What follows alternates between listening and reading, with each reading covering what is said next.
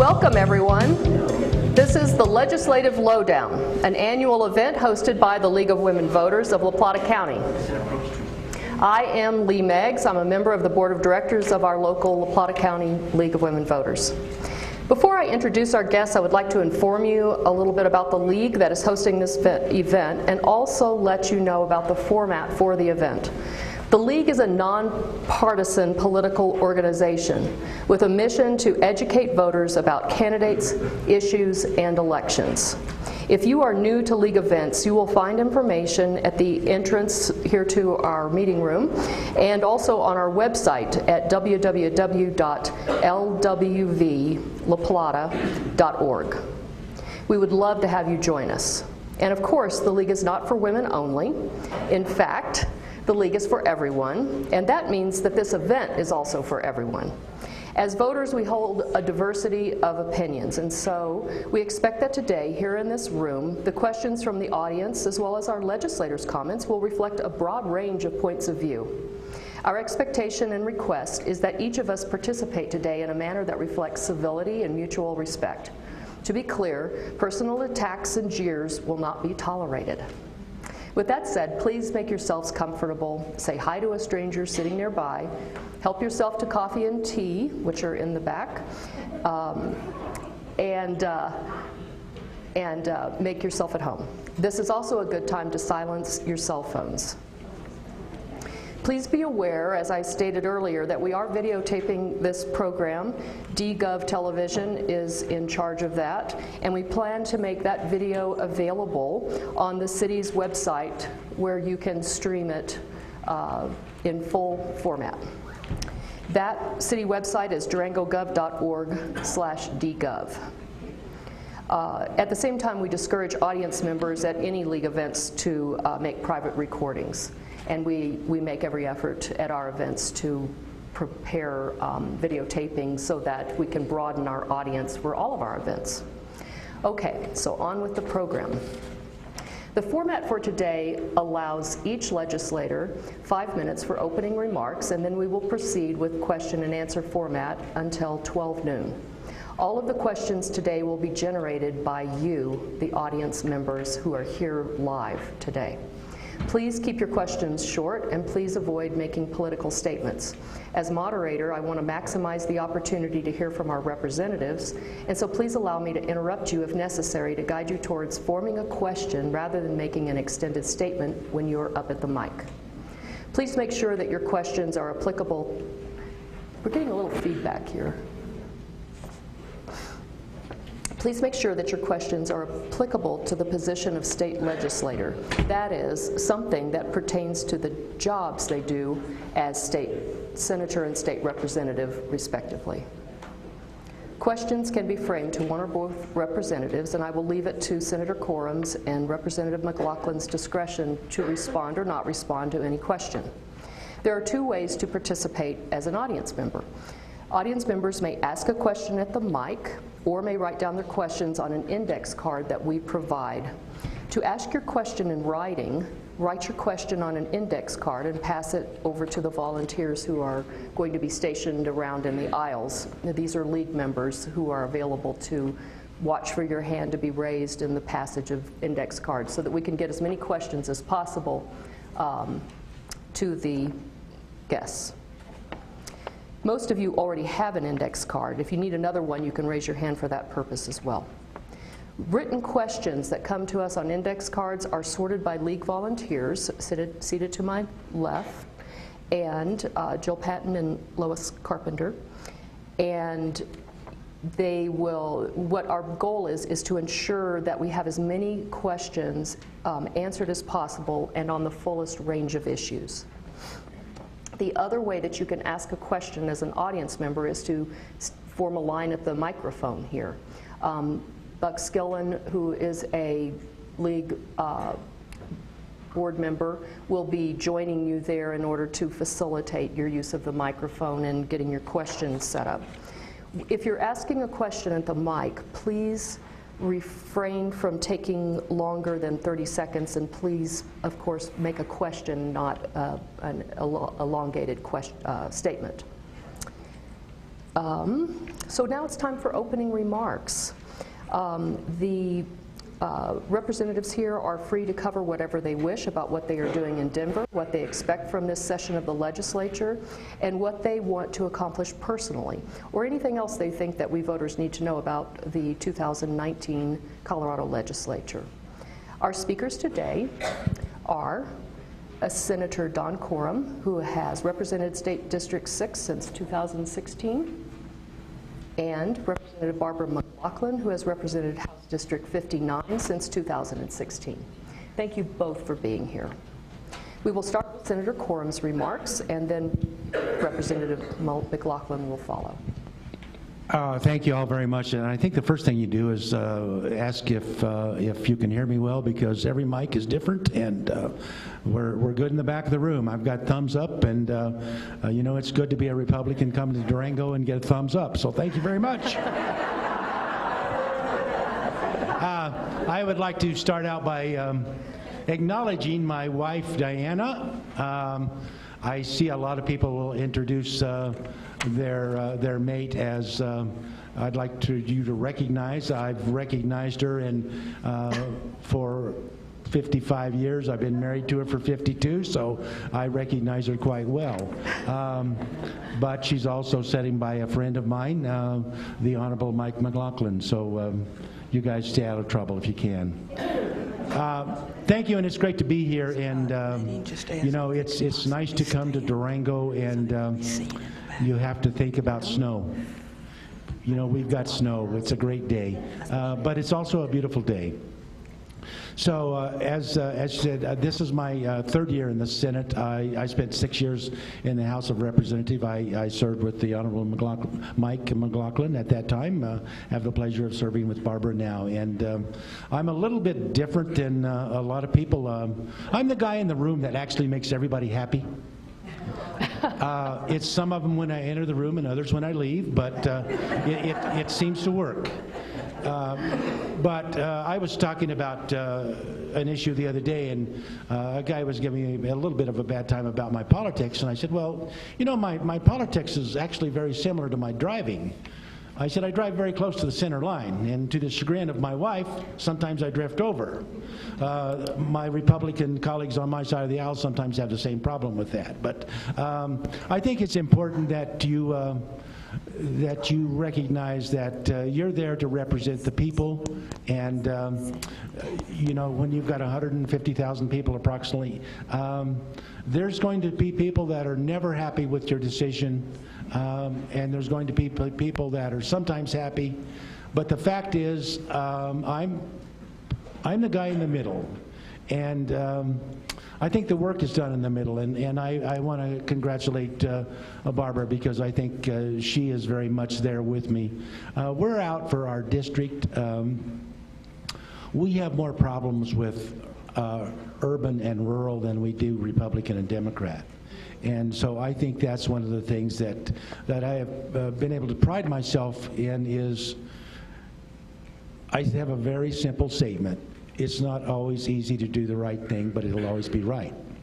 And there's a lot of reasons that you play this game, but if you're doing it to pad your ego and think you're going to make a lifelong career out of this, you shouldn't be there. I'm having fun. When I stop having fun, I will be gone. I got to tell you, there's years I've had more fun. But I think I'm one of those people that I don't complain about split chambers, because I think we have extreme right, we have extreme left, and when you have a split chamber, you get things stopped that maybe are not good for all of Colorado. And and I know Barbara has followed along in that very closely, and you know, her district is 4 counties is a little bit different than the 4 counties in 58. So we kind of have to take that and kind of blend it and take all the information, all the facts that you have, and try to do what you think is the right thing. And I thank you so much for being here. It's truly been an honor to serve you. I have been in Southwest Colorado a great deal of my life, and Southwest Colorado is and always will be home. Thank you.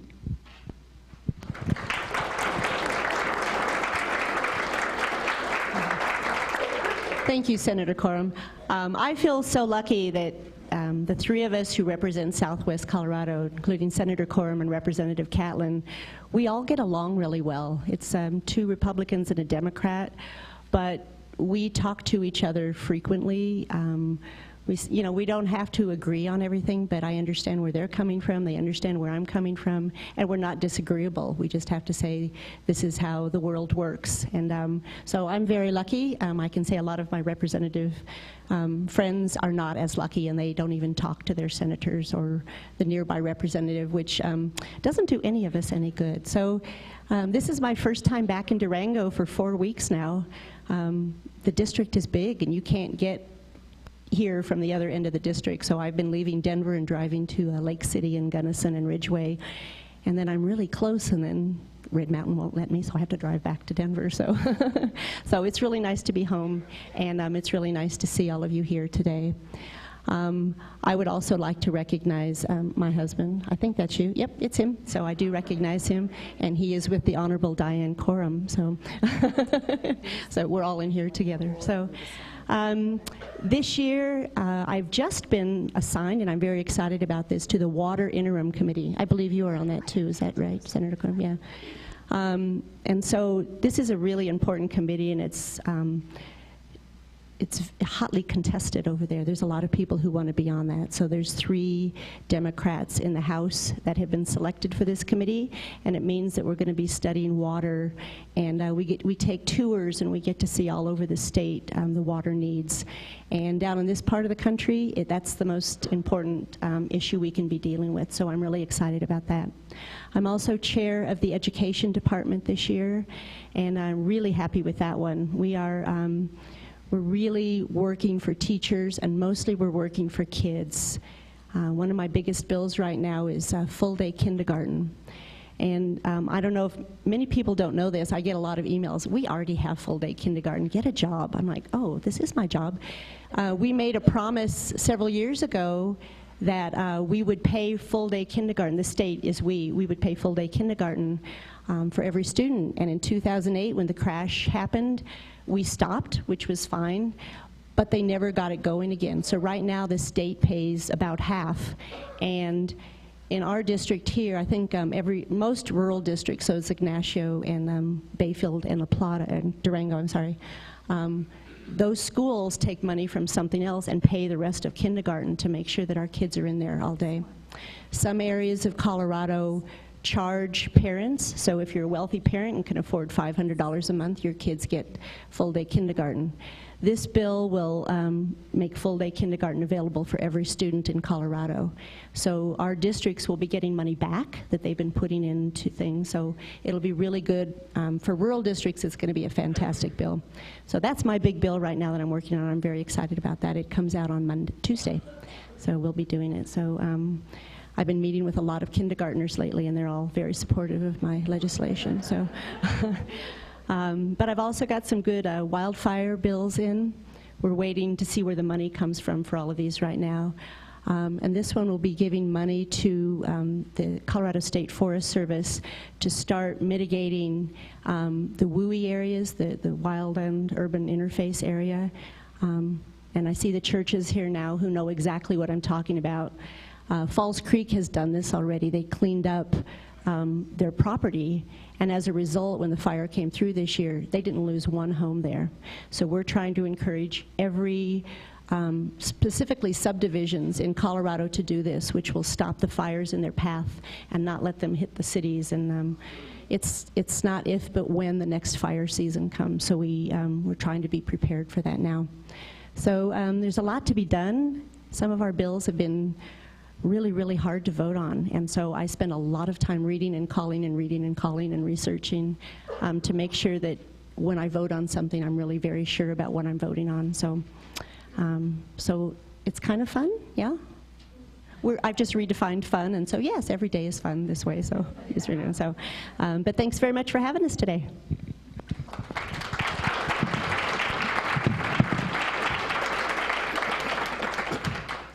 Thank you, Senator Coram and Representative McLachlan. Now I'm going to announce we're starting our Q&A section, and if there's anyone who would like to go ahead and queue up at the mic, you will be the first one at the mic after this question that I'm going to read from a card as our first question. And I would also just like to mention that, and I think that a number of you audience members already know this, but if you are not aware, you can write a question or direct a question to either representative or to both of them, and it will be at their discretion if they choose to answer the question when it is, whether it's directed to them or not. So feel free to do that.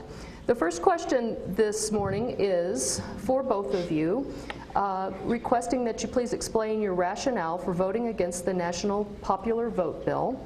And in addition, one audience member asked Representative McLachlan to respond to this. Representative McLachlan, you had mentioned that you voted against the National Popular Vote Bill because you wanted to know more about it. Have you researched the process, and can you share more about it with us? And I think it'd be great if we rotate back and forth as to who answers first. So Representative McLachlan, it'd be your turn. Okay, thank you very much. Yes, I did vote against that bill, and I spent a lot of time. I talked with a lot of people, and I spent a lot of time on that, mostly because when I went door to door for the last elections, 2 elections, I never heard one word on this. So it was not something that was kind of percolating in my brain about if this bill ever comes up, I'll be anxious. I know how my constituents are thinking. For me, it was a lot of questions. I can see, I was actually talking with Michael in the car about this yesterday, and I'd say, here's what it does. And I said, I'm pretty clear what it does. And then he'd say, well, what about this? I'm like, I don't know. There were too many questions. I didn't feel great clarity in voting yes for it, because I just had too many questions. For me, it was too many what ifs. So what if this goes wrong, and what if this goes wrong? And we never know what those what ifs are. So I voted no on that after a lot of research. And it was against my party, and it passed through the House anyway over there. But it did go on to the governor. I think he'll probably sign it. And I know there's going to be, I think there's a ballot measure to put it on the ballot now, or not a ballot measure, but they're doing signatures to put it on the ballot now. And I just want to know more about it. I agree with the premise. It's one person, one vote, and I get that. But it's still kind of confusing. I think the words that have been coming out, it's going to get rid of the Electoral College.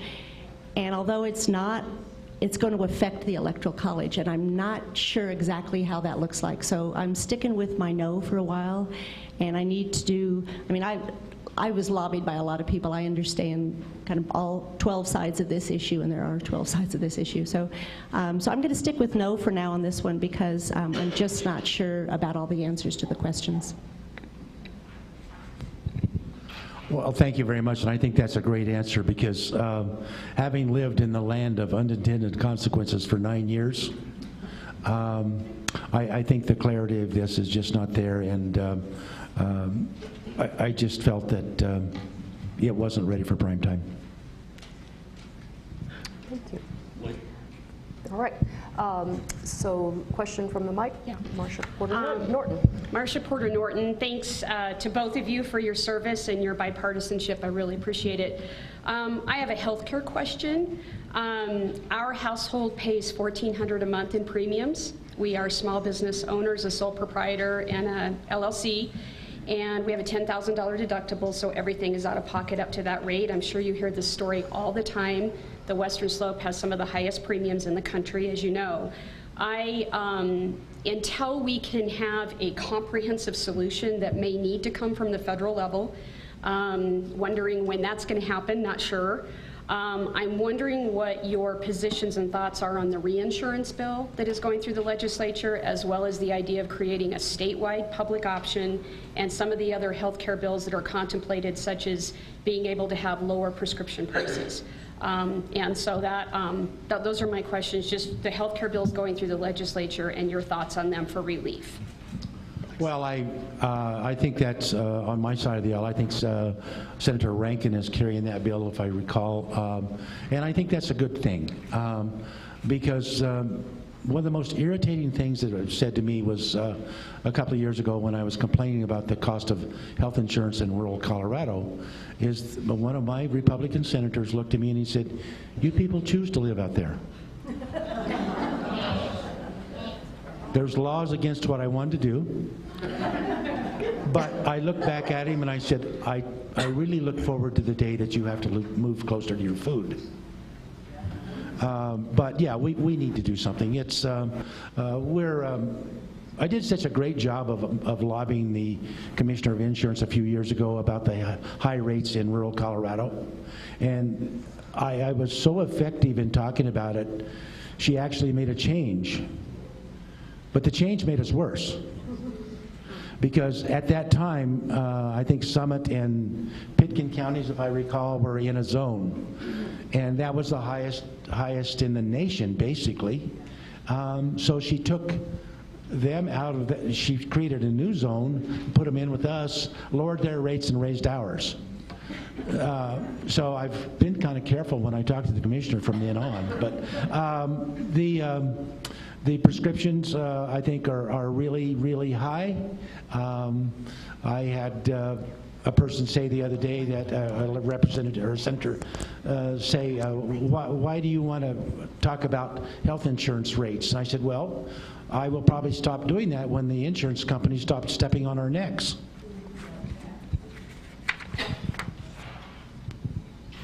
Thank you. This really is an example of the urban-rural divide to me. We complain about our rates, and the people in Denver are like, they're okay to me. They don't understand that we really do have some of the highest in the nation over here. I got down in the well the other day, which is broadcast everywhere. The well is in the house. And I said that twice. We have the highest rates in the nation. That is so unfair to all of us. I signed on to the reinsurance bill already. It passed through the committee, the second reading in the House yesterday. And reinsurance is very basically, it takes the people who need the highest insurance rates out of it, so that when we average our insurance rates here, we don't have these really high rates averaged in with people who don't need as much, who can't pay as much, and they don't require as much insurance. And it takes them out so that all of our insurance rates drop. And the people who use that health insurance a lot, they will be in a separate category, but they're not going to affect the rest of us who to fit into that average. So I did sign on to that. And it took a long time, but the hospitals are in favor of it. They did a lot of stakeholding, so we have a lot of really good support on that bill, and I think that'll go through well. We also have a bill going through, and you have to understand that these bills are kind of going through House and Senate right now. So we were just talking earlier, sometimes they start one way in the House and end up with amendments different in the Senate and vice versa. So we can only talk about one side of it sometimes.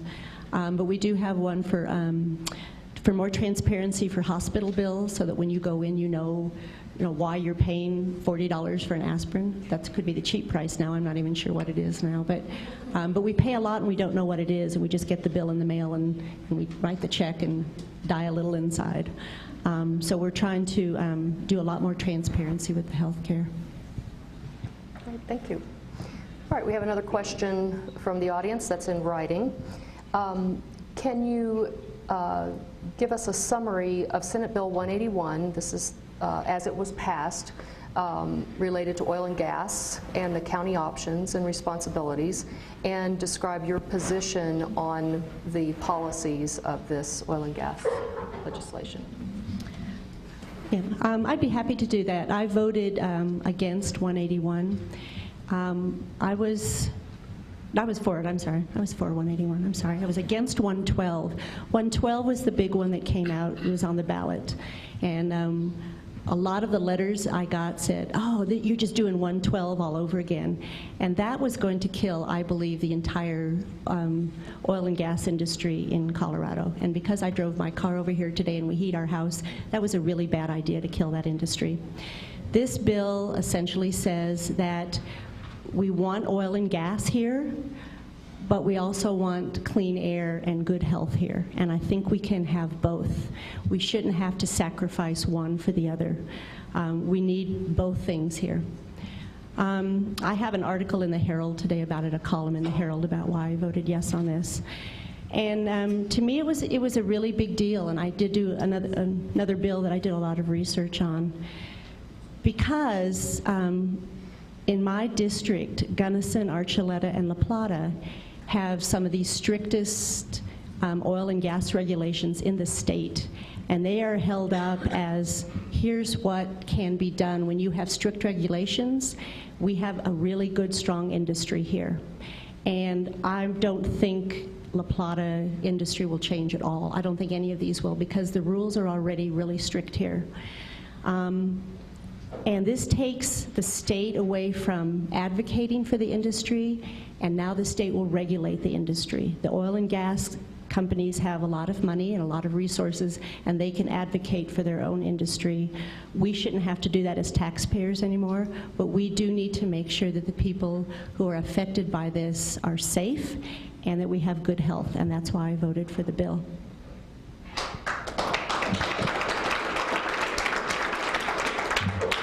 I'm gonna just interrupt for a moment. You know, maybe we should save our applause for the very end.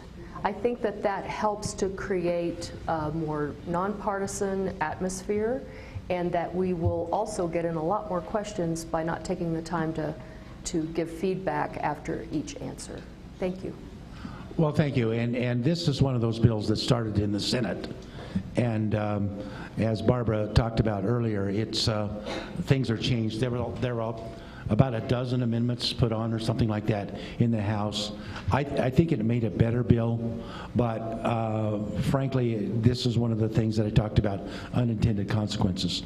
The oil and gas industry Colorado is the most regulated state in the nation. And the oil and gas industry, I remember, I don't know if in 2008, when we had a crash, we lost almost 100,000 people, I'm told, from the oil and gas industry that moved to Pennsylvania, Texas, to the Balkans. That's the number one industry, number one revenue source for Colorado, followed by agriculture. And actually they go hand in hand. We were talking yesterday that Diane and I were talking coming through the San Luis Valley. I said, I've never seen so many farm sales or for signs for farms for sale. And frankly, a lot of it has to do with today they're farming on 2019 dollars, but they're getting 1984 prices for their commodities. So to do anything that may actually cause an increase in the cost of fuels right now, because I know there's a lot of people that want to get rid of fossil fuels right away, but you know, fossil fuels is the source of about 90% of everything we do in the nation. And I'm an all of the above energy person, I'll tell you that right now. I have mines that have vanadium. And that vanadium redox battery is the key to renewable energy working. So I'm not against renewable energy at all, but I would rather take a slow, steady look at it and make sure that we do it correctly. I think you'll see a lot of lawsuits coming forward. All right, thank you both. And we have a question at the mic with the gentleman. Ms. Meggs, I turned my cheat sheet into the proctor's, and I believe it's sitting in front of you, Dale Kramer. I think I saw you looking at it. May I steal it back? You sure can. So that I'm Mr. Skillen, would you my mind comments and assisting don't us? run over time. Sure thing. Thank you, Buck. It's not stealing if you ask. If you ask, it's not Now. stealing. Here we go. My name is Dale Kramer. I've been a resident of Colorado since 1979. We've owned a farm out in Oxford since 1986. I'm currently a special ed teacher at Aztec High School the last 15 years, 14. And before that, for 18 years, I taught in Durango. A year ago, December 7th, 2017, my door was standing open. I had a group of special needs kids in my room at 0800, and there was a bang outside of my room. Bang. Bang, bang, bang, bang, bang. And at the same time, my tactical radio went off on my desk. I'm a captain of the tactical team with a background in law enforcement and fire. The janitor's voice said, "Shots fired, shots fired, man with a gun in the 900 building." Screaming was coming over the radio and through the door. My kids, being special needs, were extremely panicked. At the end of a 15-minute period, we had 3 dead bodies, 81 rounds embedded in the walls right outside of my classroom.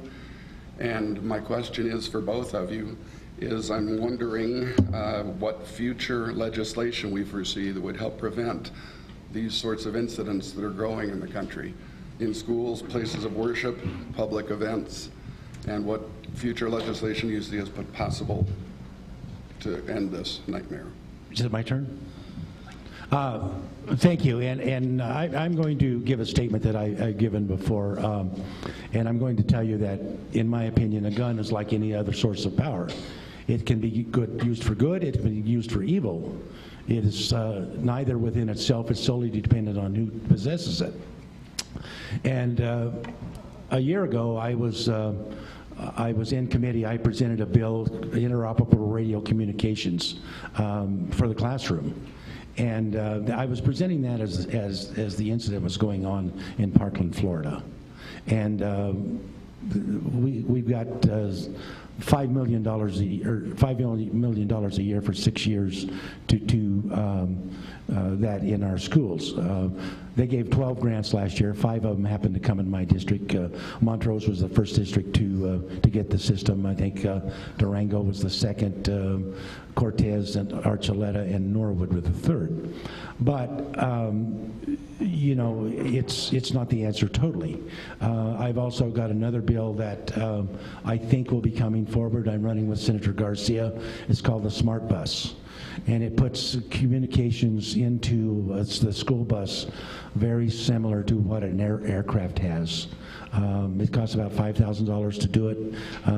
We've got 8,000 buses. We'll need about $40 million over 3 years to do this. And but I think we missed a golden opportunity on the red flag bill this year. I think we must address mental health. And I think there was an amendment Senator Sonnenberg introduced that said when there's a problem like that, you take it to the authorities, and that person needs to be taken before a psychologist immediately for 72 hours for evaluation. If there is a problem, you give the information back to the judge, and that the guns can be taken at that time. But I think the bill that we actually had this year certainly didn't allow for due process. I know that even the Durango Herald came out in that very similar bill in New Jersey. The ACLU came out in opposition. Over half of the sheriffs have came out in opposition. The Denver Police Union, Aurora Police Association. But I think we missed a really good opportunity to address the root of the problem, and that's mental health. Thank you, Senator. I voted in favor of the red flag bill, the ERPO bill, Early Risk Protection Order bill.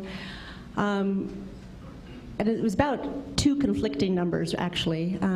On the floor testimony, they said this bill will affect probably 50 people in the entire state of Colorado. The other one was I was talking to some Western Slope Judicial Committee, you know, people, the judges from the Western Slope, and they said it's probably 15% of all of Colorado. So 15 cases, not 15%. They said it'll be about 15 cases. So if you believe that you have a mental condition and you have guns, you should be worried, and we should be worried for you. But I've never met a gun owner who I believe is going to go into a school and shoot people, and that's what we need to stop. I think I don't want for a second to take anybody's guns, but when everybody says it's not guns that kill people, it's people that kill people, then we need to take those people away from their guns, I believe. We are not taking guns away from everybody, but we need to be safe. On the same day in the House that we voted on that bill, we also had a large mental health bill that was going to be giving money for mental health cases, and they voted it down. Our Republicans voted it down because it was just too much money. So yes, we do need both. We now have some other bills going through the House. I'm not sure if they've hit the Senate yet, but to address mental health issues at the schools, more money for mental health issues. We need to look at drug abuse. There's a lot of issues that we need to look at, but I think if we can at least temporarily take the guns out of the hands of the people who might go into a school, who might go into a mall and shoot people, then I think that's our due diligence, and we need to do that. not argue often, and I argue with my good friend Barbara, but Republicans can't vote anything down. It takes Democrats to vote something down. Yes, they did, but they voted against it in the committee. It was a party line vote. They voted against it. All right, thank you. You know, See what I deal with on a regular basis? Almost for $40,000. You know, these two are a lot of fun to watch, and I'm going to invite them, if they at any point would like to stretch their legs and answer questions from a standing position. They've got a mic that they can walk around with. I'm sensing that there could be audience members, especially towards the middle, who are kind of having a limited view of our representatives in this conversation. I'm seeing some nodding heads. So if you all are inclined, you would be... I actually prefer to set because I'm a smaller target. All right. I am standing.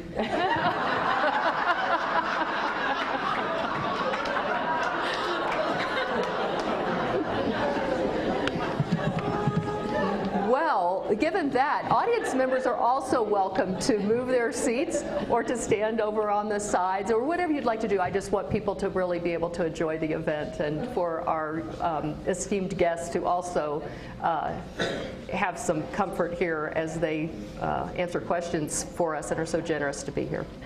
The next question comes from the audience in writing. Please address the local wage option, which would give local units of government the ability to raise the minimum wage in their own locale. Does it have a chance of passing?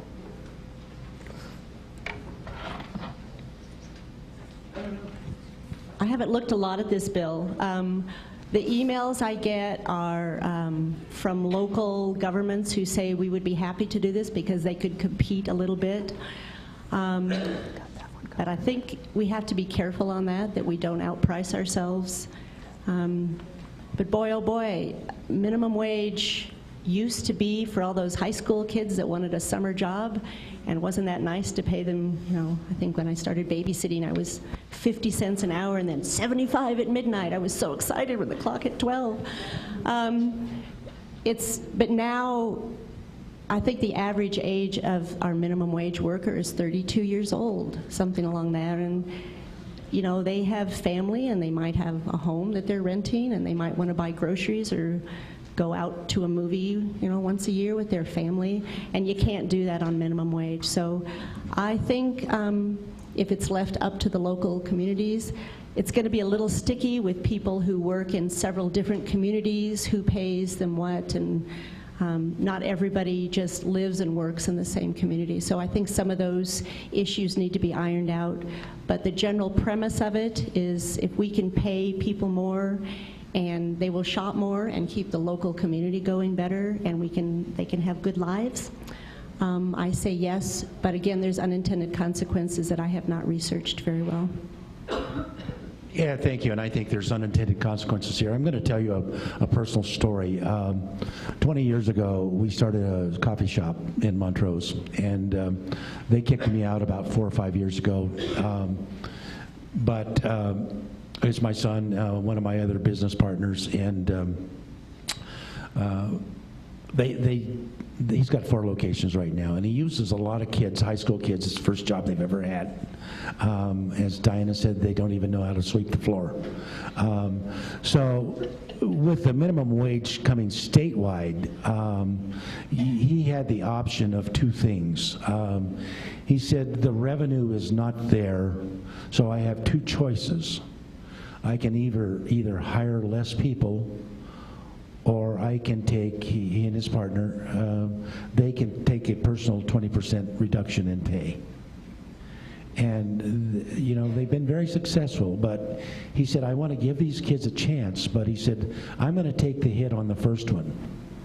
If it comes again, they're going to have to take the hit. So I think it's something that's very, very sticky. I think it's a local decision, but beware what you ask for.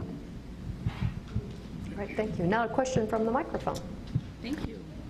Thank you, Senator Coram and Representative McLachlan. and the League of Women Voters for being here today.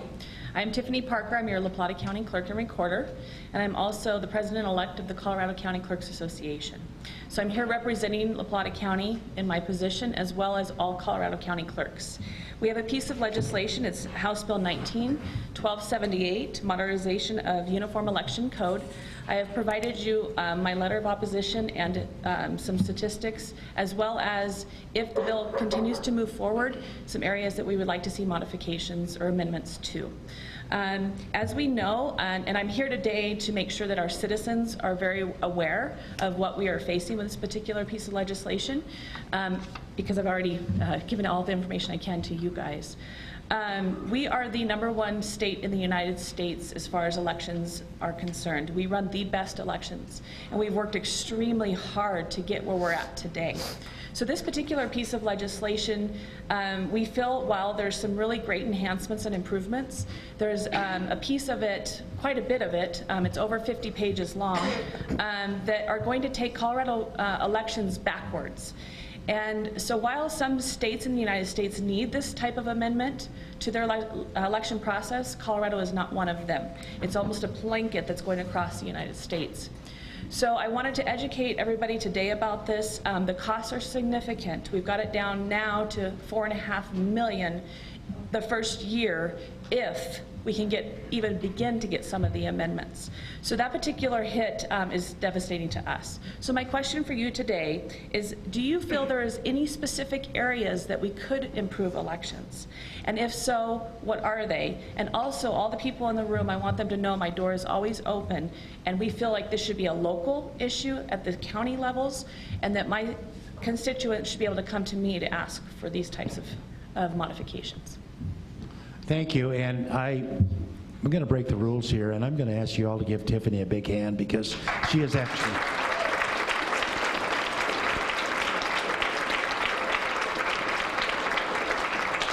She is actually one of the outstanding individuals in the state, and she got me in trouble about 4 or 5 years ago because the Secretary of State sent out a rather nasty letter and naming her in it, and I talked to him, and it worked out okay for both of us, but he was a little concerned for a while.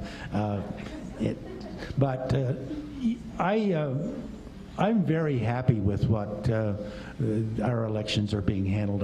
You know, when you're the top of the bracket, you know, and you're top 5 everywhere.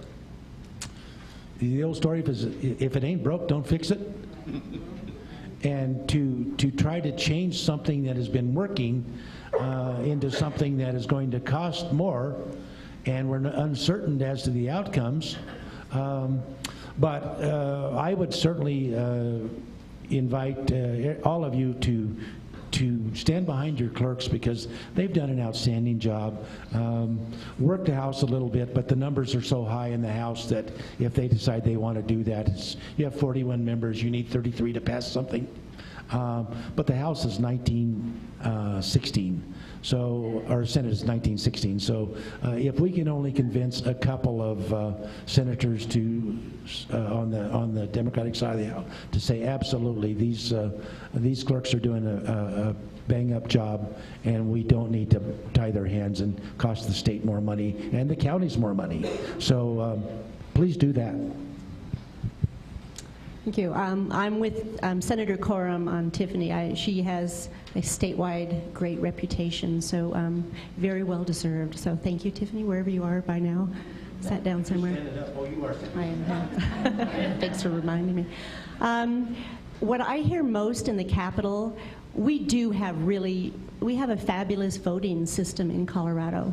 And I'm not sure we should start putting unfunded mandates on people. I think the government is guilty of that a lot. Here's what you're going to do, but you absolutely have no money to do it. And then it's up to the counties, who are already stretched, to find that money. And that's not the way we should be working. If we're going to make people do something, we should be paying them the money to do it, I think. Otherwise, it's the old may versus shall argument in the legislature. You may do this, or you shall do this. And if you're saying shall, we better pay for it, I think. We're guilty of that in a lot of areas. I hear a lot of talk right now about the costs of recalls in 2013, and I've talked with Tiffany about this. They changed the rules for recalls, and the county clerks are spending a lot of money going through the vote counts twice for recalls. And so I think that's one area that we could save the county's money if we could change that rule. But I really don't see one thing that we should be changing at the state level. I think this bill, and Tiffany, correct me if I'm wrong, had to do with like the first day of elections. There aren't many people out there, so we don't need to have as many people manning booths or whatever as we do at the end of the election, and just putting more polling areas at colleges and things like that, kind of getting more out there. So I think, okay, yeah, 95% of the ballots on here are mail-in, so I'm not sure we need to be spending a lot of money for the other 5% right now. So is that kind of what it is? Okay, great. So I really haven't read through much of this. Yes. Yeah, but that's the basics of it. So, okay, thank you. Thank you. Great, thank you. Our next question is a written question, and this is for both of you. The audience member asks, do either of you, both of you, know the status of the following laws and how will you vote? And there's a number listed here, but I'm going to give you a couple that fall into this LGBTQ category. House Bill 1039 and House Bill 1129. The first one is related to new birth certificates proposals that would be respectful of transgender people, and House Bill 1129, which would ban conversion therapy for youth. I know the conversion therapy ban is going to go to the governor now. It's gone through for 5 years, and it's I believe the governor will sign that, but it has passed the Senate and the House. And this is that psychologists cannot take children under 18 and try to convert them from identifying differently and give them therapy to say, no, you're just thinking wrong. Just waits till they're adults, and then they can have that conversation, but it won't be with children. And the birth certificate, I'm not sure where that is right now, but it's that you can change your birth certificate according to who you identify with. I have the great honor of sitting next to Brianna Titone on the House floor, and she is our first transgender representative in the state. And I think the absolute world of her. And she told me her story about how when she was very, very young, she identified differently. And who am I to say that you're wrong, because I don't do that. I think we need to support, she's a fabulous, really, really bright woman. And I say that if that's the one thing that we can do to help them out, I say let's do it. So I'm in favor of that bill. That bill is on the way to the governor because it came out of the Senate with 20 to 15. Myself, Senator Priola, and Senator Tate all voted to support that bill. So I think it was important. You know, one of the people that we met in the coffee shop several years ago was a person who had moved here, I think from Boulder, and had the sex change. And Diane and I had a great opportunity to talk to her, and the hell that she lived in this life, not being what she thought she was tough. She ended up losing her family. It's very sad, but it was the right thing to do. And I'm going to go back to what I said earlier, the right thing is not always easy, but it is always right. All right, thank you. Our next question is at the mic. I'm Sydney Zink, and as you know, I'm the Transportation Commissioner for Southwest Colorado. I have 13 counties, so I appreciate what you're saying about trying to cover the territory. I'm curious about where you stand on House Bill 1257 and 58, which have to do with the Tabor cap and allowing the state to keep the excess over the Tabor cap rather than refunding it to individuals. And that is to put the first bill is to put that on the ballot, and the second is, if it passes, that it will go 1/3 to education, 1/3 to higher education, and 1/3 to transportation. Now we know that there are real needs in all of those areas. The electorate has already commented that education and transportation are probably our highest needs right now.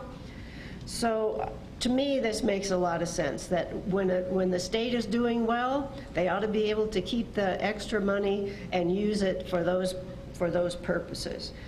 If you don't agree with that, I'd like to hear your alternatives. I agree with that. I'm in strong support of that bill. I think we need to do as much as we can wherever we can, and it doesn't mean that's put permanently anywhere, but if we do have extra, let's give it to the places of most need. A lot of towns and cities and municipalities have already de-Bruced in school districts, and this just would de-Bruce Colorado. Doesn't mean that every year they're going to get the money, but I think that those three. We did give, and I don't know if you'd seen that in the House, we had the long bill was last week, which is our big bill for all of Colorado budget, and we just added $300 million more for transportation. So I don't know if you'd seen that, but I thought that would be a good thing for you to know. Well, she took $36 million away from me because I had $336 million, so, Well. you know, I haven't looked at the bill. Frankly, I won't be voting on that bill because that's in the House, and to put something on the ballot takes a 2/3 vote, and then the votes aren't there. I think it's something that we need to look at. I haven't made a decision, but you know, you're trying to put something on the ballot that we had ballot issues last year trying to raise, and none of those came close. So I think that we've got to come up with better funding, and I'm not sure how to do that. You know, we talk about gas tax has been forever, but I think we certainly need to do some sustainable funding, funding the transportation as we're doing right now. It's just the last couple of years that we've been able to put any general fund money into transportation, and I think that is a responsibility. I think in the legislature I'm somewhat of a Tabor fan because frankly I don't trust everybody there. When you get 100 amateurs in the General Assembly making professional decisions, there's a lot of feel-good programs that get funded when some of the major things are our education, our transportation, our judicial system suffered because of that. So I've got mixed feelings on that. Thank you. I just wanted to say that if this bill goes through, the other transportation ballot measures were voted down on the last election. This one would not raise anybody's taxes and put money in, so I think that's a bonus for that. Absolutely.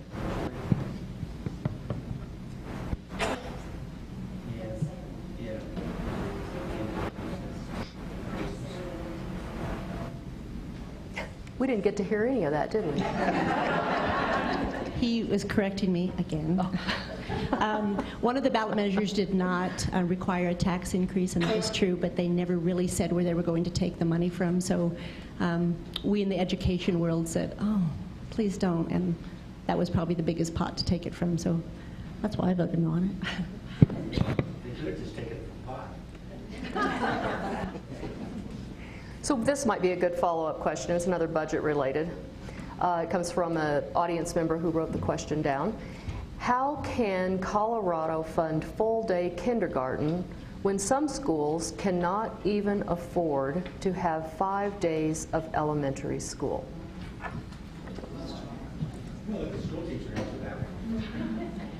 I think the 4-day school week is a big crime in Colorado, quite honestly. I think it's, I would totally agree with whoever wrote that question that we need our kids in school 5 days a week.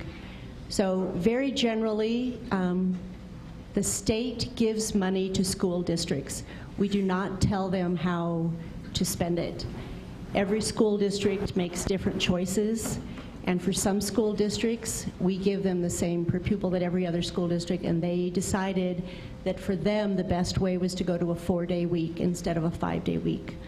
But that is not up to the state. The state can only give so much money, and we give as much as we humanly can, but that's kind of the way it is.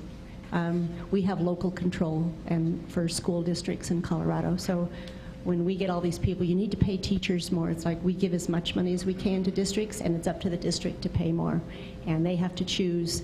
If they want to have a top-heavy district, some school districts do, then the teachers don't get what they need sometimes. So it's all varied across the state.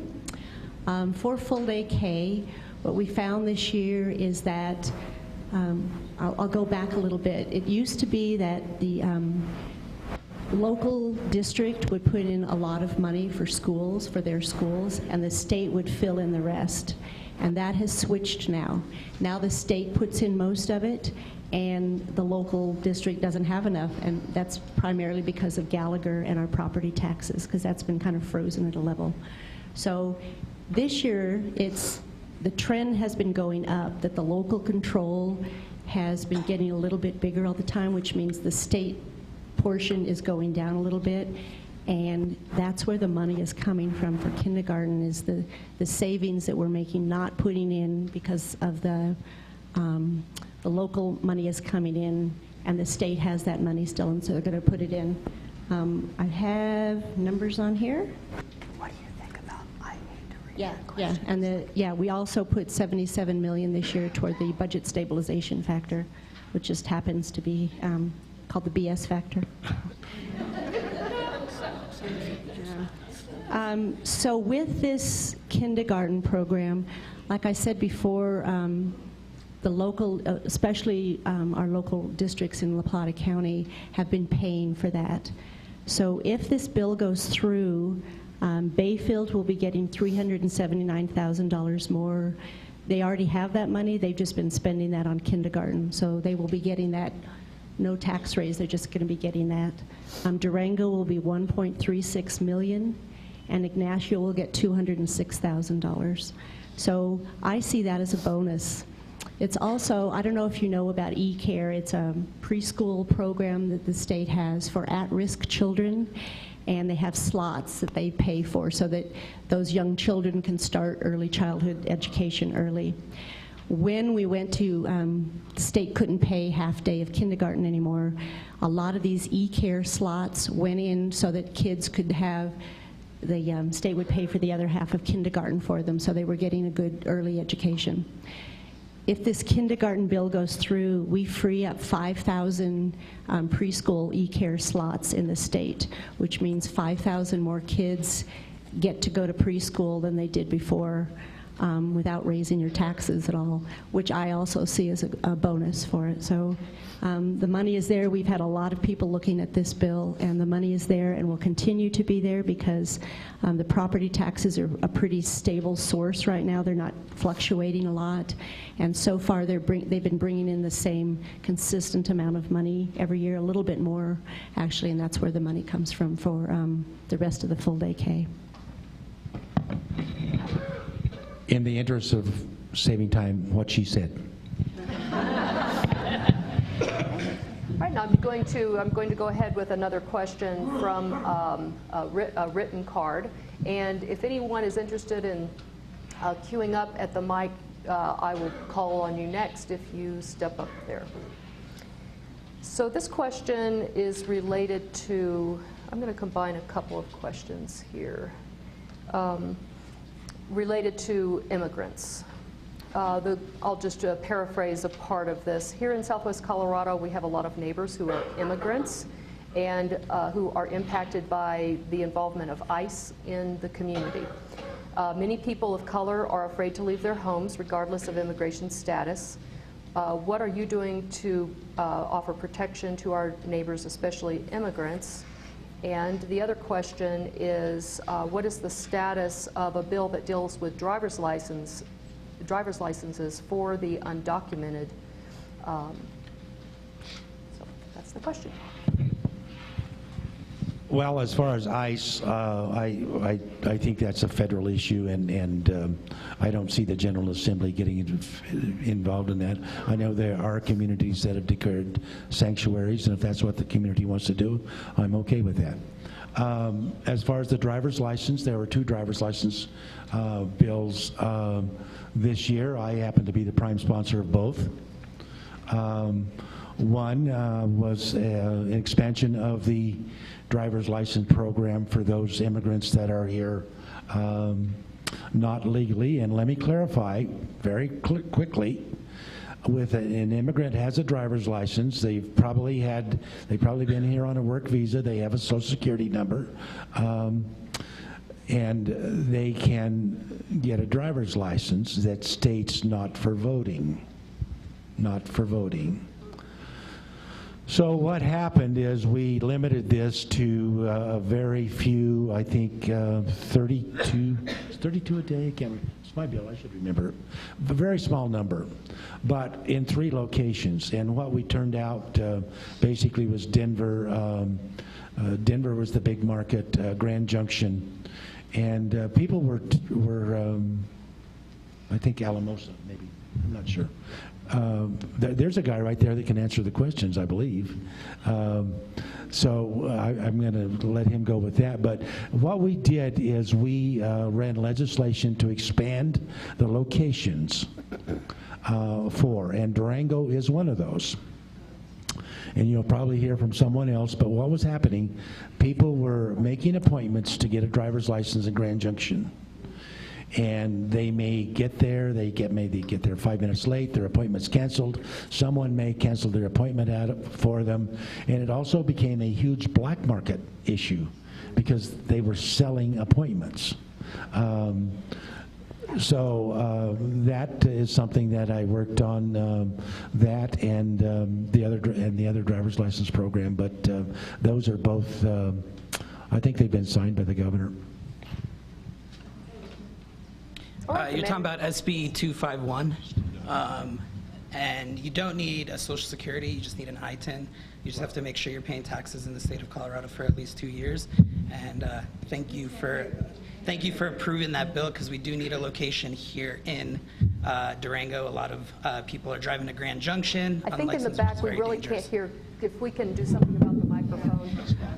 And then just to follow up on the whole ICE activity and it having to be a federal thing, I don't think that's necessarily true, and I want to hear your opinions on this, because we've had other states like California who've declared their whole state a sanctuary state, and have allowed and have really limited ICE activity as much as possible in that state.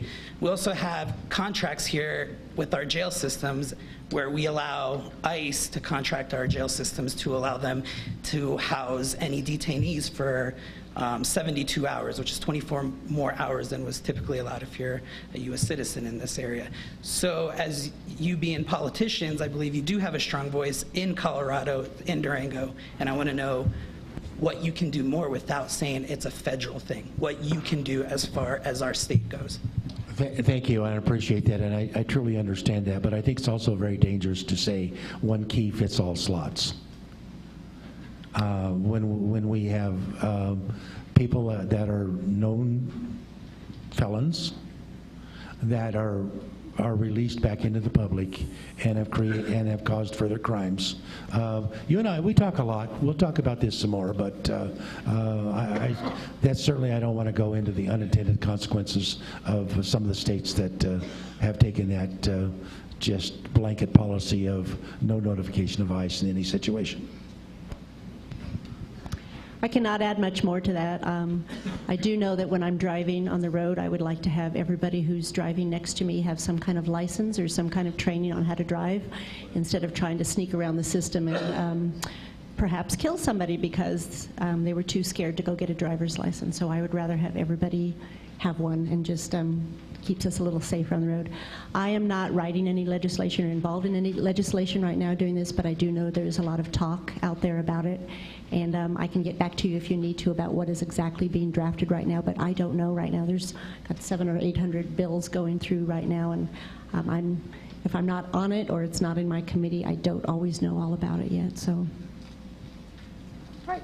Once again, please feel free to step up to the microphone and wait just a moment. I'll first, right now, use a written question from the audience, and then we'll come to the mic. So this audience member states a position and a question. The position stated is that most, if not all, mass shootings involve high-powered assault weapons, rifles and pistols with high-capacity magazines. And so the audience member states that legislation uses the term guns and states the opinion that returning weapons, assault weapons, rifles and pistols with high-capacity magazines to law enforcement and military personnel exclusively would go a very long way toward reducing deaths from mass shootings. So the question is, why not ban assault weapons and high-capacity magazines? I have to say I'm not really into banning a lot of the guns. I think if we can deal with mental health and get the guns away from people, and I know that goes against a lot of what people think, is that if we just got rid of the guns we'd be fine, but I'm not sure that that's true. I think I would much rather put my resources into mental health and drug addiction, homelessness. I think there's a lot of things that are behind all of this. I think if you take away the weapons, that sounds good temporarily, but I think that there's a lot bigger issues to do than just simply taking a gun away from everyone. I think if you are mentally ill, you will find a way. Ditto. Right, a question from the mic.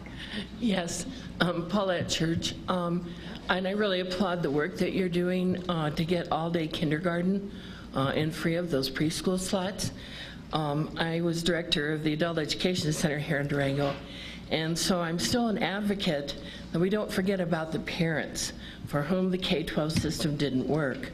We have one of the highest dropout rates in the nation as the state of Colorado, and we're not putting any money into recovering those adults who now want to go to school, who had to drop out of high school for whatever reason, to get an education.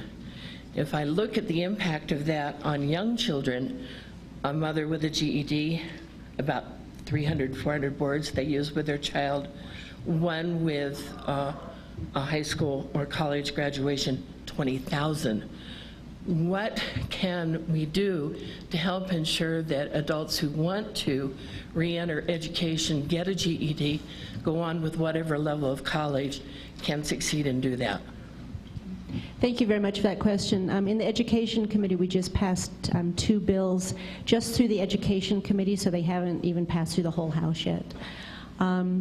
One is to help those people exactly who you're talking about, that maybe they got their GED, maybe they didn't, but they are adults now and don't really feel like going back to a high school and sitting in a classroom.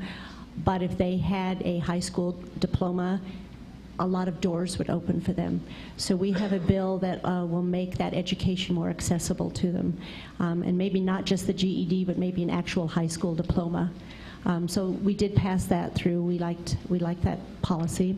The other one was for people who have graduated or not from high school, but they have certificates, they have work experience. We're trying to give them a way to get college credit for those experiences, which opens a door to college that they may never have thought had been opened either. But all their work experience, we're trying to see what they've learned instead of what they've been taught.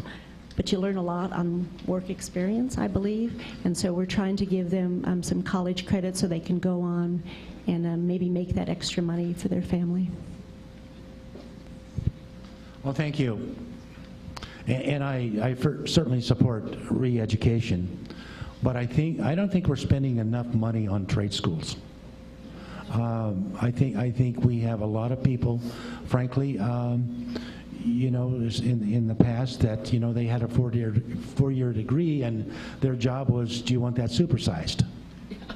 But in the trade schools, I think we're, you know, unemployment is like at a record low. Yet we have jobs that aren't filled because we don't have qualified people taught to fill those jobs. So I would certainly love to put put more money into the trade schools, and you've got some down here in Southwest Colorado, and I think we really need to expand that. All right, the next question is from an index card, and then we'll get back to the mic.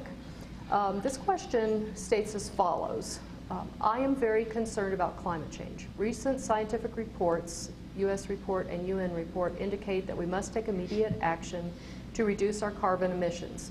What legislation do you support or are you working on in Colorado to reduce our carbon emissions? I agree wholeheartedly with that statement. I think, I can't remember which order, Bruce Whitehead, is he water, Southwest Water, anyway. He has, Senator Whitehead has retired as of April 1st, and they're trying to fill his spot. And before they do it, they're taking a very close look at the organization to say, are we on the right track with this? And what they're saying is that climate change is affecting our water, and if we don't start doing something about it, we won't be needed anymore. There won't be any water. So I think it's one of those things that we need to take a very close look at. There is a bill, I believe it's starting in the House, about climate change. I just wrote down some numbers today about it. They want to limit carbon pollution to 40% by 2030 and to 90% by 2050. It's not an imaginary number that let's do it and then drop it. I haven't read the bill yet, so I have to tell you this, but they're making specific ways that we need to do it. We can't keep saying, oh, it's coming someday. It's here now, and I think if we don't address this, it's not just one group of people that will be hurt. If we don't have water in Colorado, we're all hurt. It's huge, and we see the snow outside now and go, oh, climate change is over, isn't that great? And no, it's not. It's fluctuating a lot more than it ever has before, and I think we need to take this very, very seriously. So I'm going to be watching this bill very closely to see what's going on with it, but I haven't read the bill yet. Well, I certainly believe in climate change, and I think the only constant we do have is change. And we in the United States have lowered carbons. I think last year it went up a little bit, but we have lowered it for several years in a row. The problem is the rest of the world is not lowering the problem. But one of the real problems that last year was so high is because we had all the forest fires. So, I think we've done a lot of things that we have affected the climate. One of the things that I think we have really affected the climate on is we mismanaged our forests for 50 to 60 years. We have 6 million dead trees out there that used to use carbon, and now they release carbon. So I think if we do a lot of things, and my hat's off to the Sierra Club, because they're out there working right now to actually clean up a lot of our dead trees and do all that. But once again, this is one of those move slowly, because we're working in the right direction, but to go too fast can also cause other problems. Thank you. We have a question at the mic. Yes, thank you. I'm Peter Trigillis, live in Durango, and I wanted to talk about mental health, guns, and suicide. In La Plata County, there were, over the last 2 years, there have been 36 suicides, and 28 of those have been by gunshot wound. I have the sad job once in a while checking in with our able coroner Jan Smith for La Plata County in order to get updates on these statistics. Now, we all know it's complicated, and we all know that we have ideological reasons to resist one solution or another, and I know part of what goes on in the legislature is that you guys are always trying to figure out common ground, what can we actually agree on. So at the risk of proposing something that might sound like a feel-good program, would you be willing to consider a funding program that would allow a comprehensive distribution of gun locks by law enforcement agencies across the state of Colorado? Thank you. Gun locks, trigger locks. Yeah. So do we take the funds from education, transportation? We have to have a balanced budget. So, I think it may be a good idea, but frankly, I think that's something that the corporate world probably should take up rather than the state of Colorado. I have to say I agree with that. After going through budget week last week, we're getting, blood from turnips right now out there. We just can't ask for any more for anything. But again, we did put more money into mental health this year throughout the whole state. I think that's a good place to start, that instead of stopping the guns, we get people well so that they can have guns in their house and not shoot themselves or others. So it's a very complicated issue, and if I could run a bill that would stop it, I certainly would. We talk a lot about mental health and suicide. On the Education Committee, we talk a lot about our youth committing suicide. It's, yeah. Okay, yes, yeah. I'll have Senator Coram tell you about his bill in a second, but we talk a lot about it. We have organizations that are out there all the time working on it. And I don't know what it is. I know in rural areas our suicide rate is jumping. How do we address it? I don't know. But we're working. Well, thank you. And I think suicide is certainly something that we have to consider. There's a bill moving forward through the House right now. The Majority Leader in the Senate and I are carrying that in the Senate. And once again, we're trying to get, and this is teen suicide, but we're trying to get those into counseling and address the problems. So we're working on that. But we also have, I think drugs have a great deal to do with depression and suicide, and so I think that's something that we certainly need to look at. We have an opioid situation that is totally out of control, and I think that is also a large part of the suicide. So I understand the gun is the most easily accessible tool to commit suicide, but I know personally of a young person that hanged themselves. In the last year or so, I've had three friends that either a daughter or a granddaughter or a grandson has committed suicide. And we have to reach out and let them know that this is a temporary problem, or from the problem to a temporary solution. And we need to put that funding in there for those young people when and where they need it. Thank you. All right, and so it looks like we have one last question from the mic. And this will be the final question. We're going to wind up at noon, so we have about 10 minutes. And so I'm going to invite the audience member to give us her question. And then I would ask the representatives to respond to the question and also take a few minutes to give some closing remarks if you would like to do so. So trade the microphone as you wish, and then we'll close up.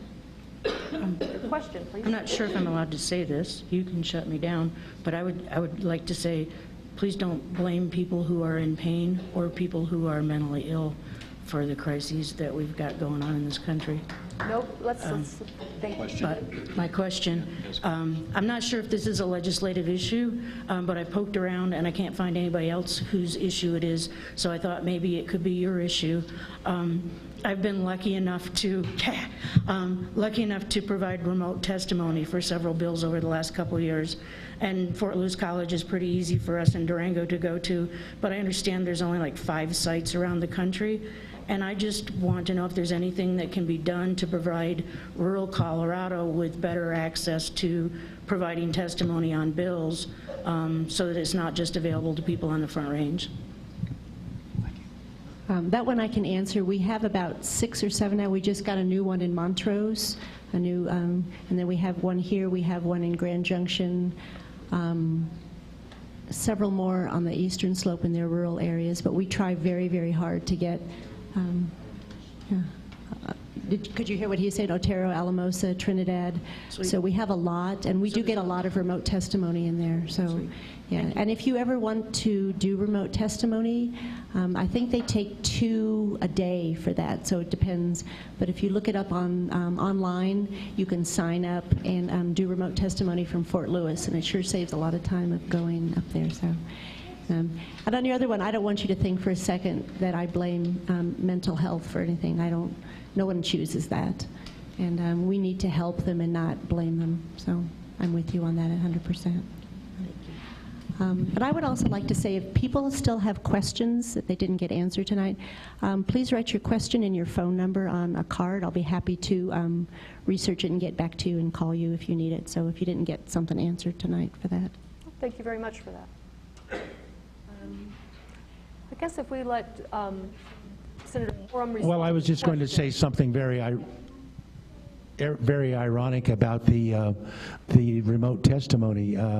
When we ran this in the House a few years ago, a large contingency from Grand Junction was coming to testify for that, but they couldn't make it because the passes were closed.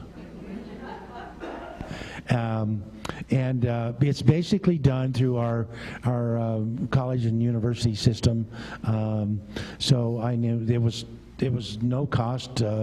Montrose, the Colorado Mesa University in Montrose, the Government Affairs Committee of the Chamber of Commerce said we'd like to have remote testimony, and it was just in a few days it was done. So you know, it's great that it's in Durango, and that's great. But it's actually throughout the state, and is actually utilized quite a bit. What you have to do is a sponsor or senator needs to testify remote testimony. If you've got an issue you're really interested on with Barbara and I, call one of us. We'll make the request. I haven't had one denied so far, so we'll be glad to do that for you. Thank you. How far ahead do you have to do that? We have to have 3 days prior, and if you want to testify then, you have to get on the website 24 hours prior to sign up to, and it's the easiest way is to go to Colorado General Assembly, just Google that, and for remote testimony, and it'll take you right to the site. Yeah, it's been very successful. We've had you get to see the whole state, and they're kind of in the comfort of their own college, and we're down in Denver. So just for some closing remarks here, I really am trying to listen very hard to my constituents, and I get lots and lots and lots of letters. The best letters that we get are the ones that are written from your heart and not generated by a computer. I will say that, but I read every one of them. But they're easier to read if they're generated by a computer because they're all the same thing. But and I don't take those less seriously. But I do really listen to the ones where people have handwritten me a letter or they write an email, and we listen to those. Because like I've said, I haven't been here in 4 weeks. How else do I listen to you unless you get in touch with me? But I do try researching my bills very, very closely, spending a lot of time looking at all sides of the issue. As soon as you start thinking there's 2 sides to an issue, you're wrong already, because there's often 4 or 5 sides to an issue. And so I try very hard, and I know Senator Coram tries very hard. And but you also have to know that just because I vote no on something and you think that I should have voted yes, it doesn't mean I'm not listening to you. It just means that that's the decision I've made on what has come into me and what research I've done. But it doesn't mean that we're going to disagree on everything the rest of our lives. That's just how it works for that particular bill. But we have, gosh, we're almost done. We have April left to go, and before we're done with this job, and we're like halfway through the work, which is not as much fun as it sounds right now. So we're just deciding not to sleep or eat for a few days, and we'll get it done. So thank you for coming today. Well, thank you all, and it's great to be here. Always enjoy the conversations, and I think Barb and I both agree that there are lots of issues out there. There's several sides to the story, and there's issues that we will agree on. There are issues that we will disagree on, but I assure you that neither one of us will ever intentionally be disagreeable. So just keep contacting us. I actually prefer texting. My cell phone is everywhere. It's on all my information. It's on my cards.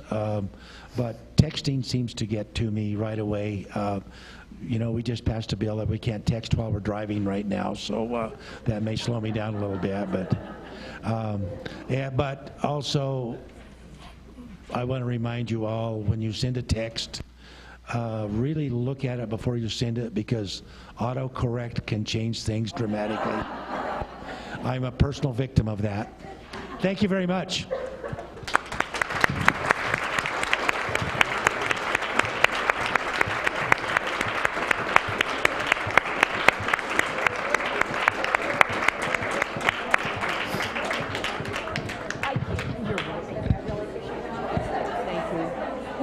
We very much appreciate. We very much appreciate our representatives being here, and also thank you for the questions from the audience.